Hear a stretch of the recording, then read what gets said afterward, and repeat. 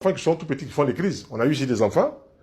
Tout ce qu'on a demandé au moment, d'utiliser toujours de l'eau chaude sur la nuque, sur le front, sur la colonne vertébrale, et puis ça descend plus rapidement.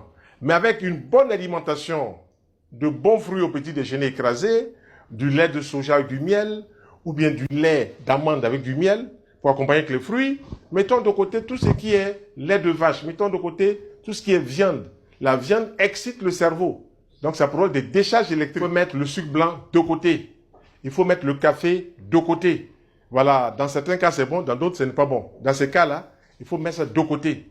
Il faut éviter, pendant le repas, de prendre des boissons alcoolisées pour ceux qui feraient des crises par période. Il faut éviter de prendre des boissons alcoolisées. Donc, il faut rentrer dans une démarche saine pour que rapidement, on comprenne que c'est comme ça que ça fonctionne. Alors, nous avons des plantes qui ont une action calmante, qui ont une action de restructuration du cerveau. Si on donne un cocktail de légumes en jus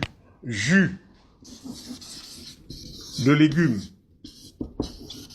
crus, la carotte, le persil, la salade verte, le concombre.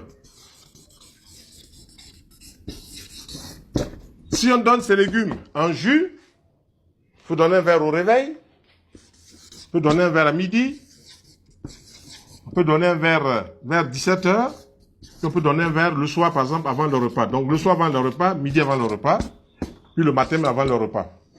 Si ce jus-là que j'ai proposé ici est donné, on peut renforcer ce jus par des compléments nutritionnels.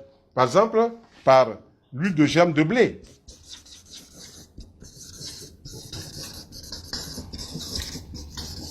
On peut renforcer ces jus de légumes qui sont déjà assez complets par de la gelée royale. Ce sont des produits de la ruche des abeilles. On peut remplacer, on peut ajouter à ces jus de légumes, on peut ajouter une algue qui a une bonne action sur le cerveau. Je vais tourner la feuille pour bien vous noter cela. Cette algue vient des mers profondes, s'appelle Aphanizomenon.